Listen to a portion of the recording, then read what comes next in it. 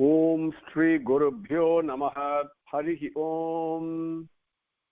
सुमुखश्च एकदन्तश्च कपिलो गजकर्णकः लम्बोदरश्च विकटो विघ्नराजो विनायकः धूमकेतुर्गणाध्यक्षः फालचन्द्रो गजाननः वक्रतुण्डः शूर्पकर्णो हेरम्बः स्कन्दपूर्वजः शुक्लाम्बरधरं विष्णुं शशिवर्णं चतुर्भुजं प्रसन्नवदनं ध्यायेत् सर्वविघ्नोपशान्तये यस्य द्विरदवक्त्राद्या पारिषद्या परस्सथं विघ्नं निघ्नन्ति सततं विश्वक्सेनं तमाश्रये।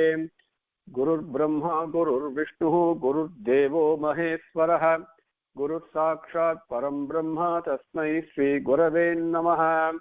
सच्चिदानन्दरूपाय कृष्णाय अक्लिष्टकारिणे नमो वेदान्तवेद्याय गुरवे बुद्धिसाक्षिणे कृष्णद्वैपायनं व्यासं सर्वभूतहिते रतं वेदाब्जभास्करं वन्दे समाधिनिलयं मुनिं जन्माद्यस्य यतः अन्वयात् इतरतश्च अर्थेषु अभिज्ञः स्वराट् तेने ब्रह्महृदायः आदिकवये मुह्यन्ति यत् सूरयः तेजोवारिमृदां यथा विनिमयः यत्र त्रिसर्गो मृषा धाम्ना स्वेन सदा निरस्तकुहकं सत्यं परं धीमहि धर्मः प्रोच्यतकैतवोऽत्र परमो निर्मत्सराणां सतां वेद्यं वास्तवमत्र वस्तु शिवदं तापत्रयोन्मूलनम् श्रीमद्भागवते महामुनिकृते किं वा परैरीश्वरः सद्यो हृदि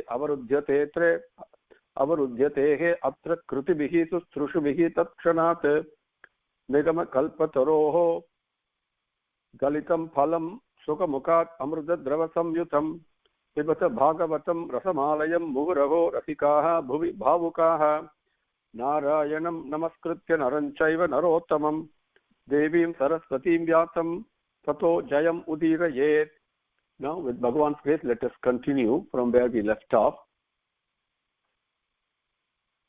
Kardama created an aerial mansion, a palace, and we saw very briefly the description, quickly the description of that.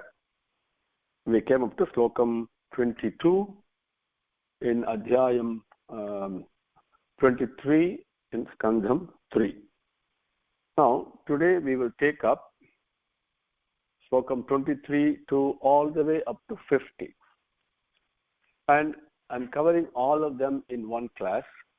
I will read the Sanskrit slokams for you first and give the overall meaning with all the slokams put together so you understand what it is. And it is again basic description of what happens, how Kardama and Devahuti, how they spend time, and then how 9 daughters are born to them. Okay? Up to that point we'll go. And once the birth of the daughters take place, Kardama has given his word to Swayambhuva Manu. Says, I'll be wedded with your and be with your daughter only till the praja is obtained, till the progeny is done, because that's all the purpose of that is. After that, I'll take sannyasam and I'll go back. I'll be in with Atma Vidya and with Bhagavan only. So now, thinking about that, Devahuti now gets concerned. The 7 daughters born, how can I get them married? Or they have to fend for themselves and find their own husbands. But more important, she says beautifully, which we'll cover tomorrow, when you have a connection, a relationship with an ordinary person, with a person who's attached to the world and all that, and you also get attached to the world and get into samsara sagaram, which is what just about all of us do. But when you get a relationship with a Paramahamsa, with a Jnani, with somebody who's a Jivan Mukta, who's always with Bhagavan, then what is that opportunity? You must also get that Atma Vidya. And Swami, she says at the end, this is what it is. Yes, I've spent so much time all in this the pleasure of the progeny and all that. But the important thing is, you're about to go, you'll fulfill your word and you're about to go, but I'm missing the opportunity. Then she says, at least give me a son who can teach me Atma Vidya. That's a very important point. That's why I'm mentioning to you. And that son is Kapila Muni. Bhagavan Narayana himself takes an avataram of Devuti's son and teaches her the Atma Vidya. And that is something we will take slokam by slokam and enjoy that when we come to that. But before we get there, I have to take you there, right? So we will cover this in fairly quickly, because there is nothing much to be like enjoying from Bhagavatam point of view of Bhakti and Bhagavan and all that. Not much there other than some Sanskrit language, which is okay. If you listen to it once, I think that should be fine. And any questions, of course, you can always bring it up. So make sure you have your books ready. I'm going to read all the 26 slokangal, 27 slokangas together, okay, one by one, slowly, and then I'll give you the overall meaning in English. Slokam 23. Nimajya asmin hrude dhiru vimanam idam aruha idam suklakrutam tirtam asisham yapakam nrunam sa tad bhartuhu samadaya vatah kuvalaya ikshana. That means with eyesight, beautiful eyes, like the lotus flower. Kuvalaya ikshana sarajam bibhrati vaso veni bhutascha murdajan angam cha malapangena sanchannam sapalasthanam avivesa saraswatyaha sarah शिवजलाशयम् शान्तः सरसि वेस्मस्काः शतानि दश कन्यकाः सर्वाः किशोरवयसो ददर्शः उत्पल गन्धयः तां दृष्ट्वा सहस्रोत्थाय प्रोचुः प्राञ्जलय स्त्रियः वयं कर्मकरीः तुभ्यं साधीनः करवाम किं स्नानेन तां महार्हेण स्नापयित्वा मनस्विनीं दुकूले निर्मले नूत्ने गदुरस्यै च मानदाः भूषणानि पराध्यानि वरीयांसि द्युमन्ति च अन्नं सर्वगुणोपेतं पानं चैवामृता समम् अथादर्शे स्वमात्मानं स्रग्विनं विरजं कृत्सवत्ययनं कन्याभिः बहुमानितं स्नातं कृतशिरः स्नानं सर्वाभरणभूषितं निष्कग्रीवं वलयिनं कूजत्काञ्चननूपुरम् श्रोण्योरध्यस्तया काञ्चन्या बहुरत्नया हारेण च महार्हेण रुचकेन च भूषितं सुदता सुभ्रुवा स्लक्षण स्निग्धापाङ्केन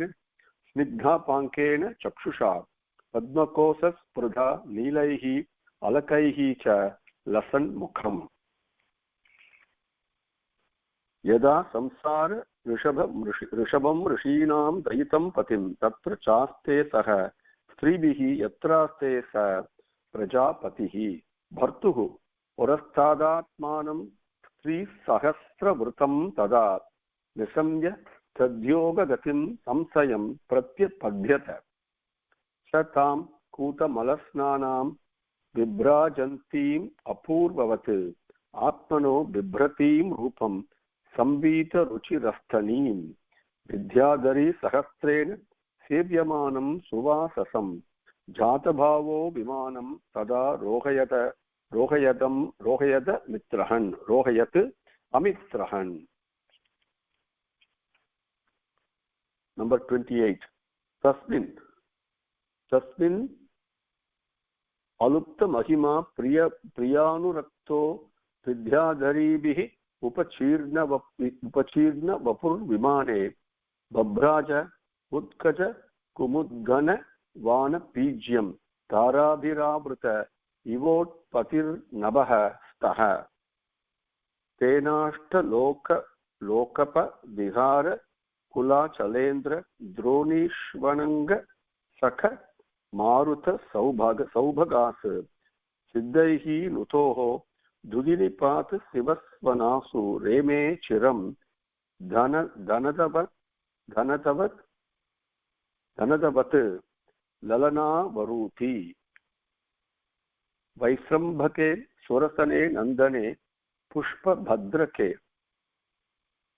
मानसे चैत्ररत्ये च स रेमे रामया रतः भ्राजिष्णुना विमानेन कामगेन महीयसा वैमानिका नत्यसेत चरल्लोकान्यता निलः किं दुरापादनं तेषां पुंसामुद्याम् अचेतसाम्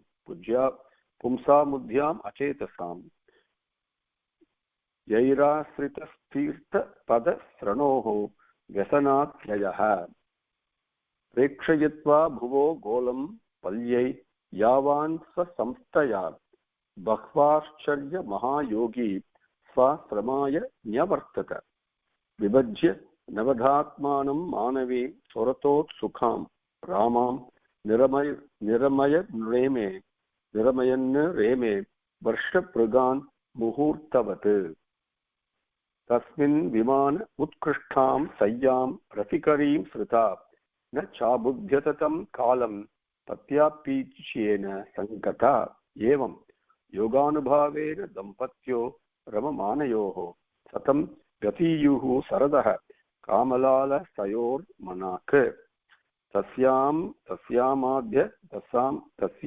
आद्यत वेतस्थां भावयन् आत्मनात्मवित् नोधा विधाय रूपं स्वं सर्वसङ्कल्प विद्विभुः. Now sloka number 48, 49. Okay. तस्य अतः सा शुश्रुवे सद्यो देवहूतिः स्त्रियः प्रजाः सर्वास्ताच्चारु सर्वाङ्गयो लोकितः उत्पलगन्धयः पतिं सा प्रव्रजिष्यन्तं तदा लक्ष्यो सती बहिः स्वयमाना विक्लवेन हृदयेन मुद्रियता लिखन्ती अधोमुखी भूमिं पदा नखमणिस्त्रिया उवाच ललितां वाचं निरुध्य आश्रुकलां शनैः. Up to that point we'll take, okay, up to 50. Then Devahutihi Uvacha. That is slokam number 51. That we will take up later. Up to that point I want to take you today. Come on, Swami's grace. So, starting from 23, remember, after seeing the aerial mansion that was created by Kardama, it was so fantastic. We saw the description briefly. And so looking at that, naturally, she was thinking, my God, am I really fit for this? And I don't have anybody else, nobody else will give me company, etc. Kardama, of course, he could see what is in the minds of everyone, what's in the hearts of everyone. So then he spoke. Up to the point we came. 23 onwards, he says, "Oh timid one," he says, "oh shy one, enter into this Vimana after taking your bath in this Bindusaras." Remember Bindusaras, which was formed the tears of joy falling from Bhagavan's eyes, and which has the power to fulfill all the wants of man. Take a shower and stay snanam. Obeying her husband's instructions, that lady, though endowed with much natural beauty, but now reduced to sense of weakness, she looks so emaciated, remember? And the dress was soiled, matted locks during tapas, and unclean body, and pale color in the body. So she entered into pure water of Bindusaras, which was fed by the holy waters of the Saraswati river. Within that lake, Bindusaras is the lake, she found a splendid house where a large number of girls were residing, all in and possessed of bodily fragrance of lotus. On seeing her, all the girls got up at once and said, "We are your attending maids. Please tell us what we should do." Behaving in a very courteous and respectful manner, they helped her to bathe after anointing her with fragrant oils. They then dressed her in splendid silken robe. They bedecked her with ornaments that were costly, artistic, and luminous. and served her with well-cooked food and sweet, stimulating drinks. Then she had a look in a mirror at herself, adorned and beautifully dressed, and surrounded by admiring maids. Purified by the oil bath, she saw her own form bedecked with a necklace, bracelets, and various other ornaments, including a pair of anklets that produced a beautiful, sweet, jingling sound when she walked. She saw her form in the mirror, adorned with gem-studded girdle and with a precious necklace of pearls on her neck, wearing saffron and sweet-smelling fragrances and having jasmine-like teeth, arching eyebrows, long and attractive sidelong glances, eyes like lotus petals, and locks of blue color. The moment she thought of her husband, the great Rishi Kardama, she found herself at once in his company. On seeing herself thus at once in his presence, with a large retinue of young women, she was astonished to recall that even this was the result of her husband's great yogic power. So she, who was thus bathed, cleaned, dressed handsomely, and restored to her former beauty and attractiveness, was now helped by Kardama into the aerial mansion, along with her large retinue of Vidyadharis. Without any diminution or decrease of his spiritual glory, the Prajapati now shone gloriously in that mansion with his wife by his side, and attended by the large retinue of Vidyadharis like the moon in the sky, surrounded by the stars. Carried by the aerial mansion to the caverns, the caves of Mahameru, where the gentle breeze, the friend of Manmata, was always blowing. Mahameru they went, where the delightful sound of the waterfall of the divine Ganga could be heard, and where only the divinities went for recreation. Kardama sported for a long time with his wife.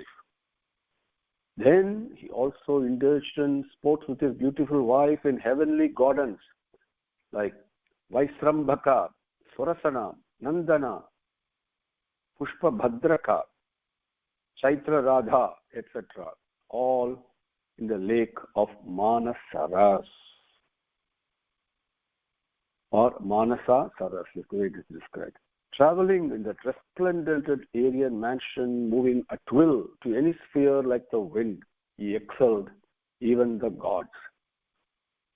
What is difficult of achievement for those mighty minds who have surrendered themselves utterly to the sacred feet of the Lord, an act which can release one even from the grips of samsara. So what really is difficult for the person who has surrendered to Bhagavan is what it says, that what he has done. So creating all this was really nothing, because he has surrendered to the feet of Bhagavan, and which is actually freedom from the shackles of samsara itself. So all these are nothing to create. After showing his wife all the continents and spheres of the earth, together with their wonderful sights, the Prajapati returned to his ashramam. Then he assumed a ninefold form, and spent several years. It looked like several years. After all, the number of years were spent just like a moment with his wife. And so the Devahuti was not aware of the passing of time, the long period. And then 100 years they spent like this, and supported by Kardama's yogi's power, and 100 years passed like a moment. Then the great sage, who knew the hearts of all, he conceived in his wife as half of himself, Ardhanariswara. This is the truth. Conceived his wife as half of himself. We all think, progeny, procreation, two different bodies, so we have the feeling of separation. But here it's unbelievable. He says, conceived his wife as half of himself, and dividing himself into 9, then he produced, then on the same day, then Devahuti gave birth to 9 daughters. Not a 10 months pregnancy and all like what we have. This is the will of Prajapati. Okay. All these 9 daughters were beautiful in appearance and endowed with the fragrance of lotus flowers. Now, according to the stipulation at the time of marriage, Kardama, having produced issues, was about to leave home to take up the life of a sannyasi, which is what he had told. And knowing that he will do it, your 9 daughters have been born now. Devahuti was distressed. Then she put on a smiling face. She looked down in intense sorrow and drawing on the ground with her ruby-like toenails, she was drawing a figure.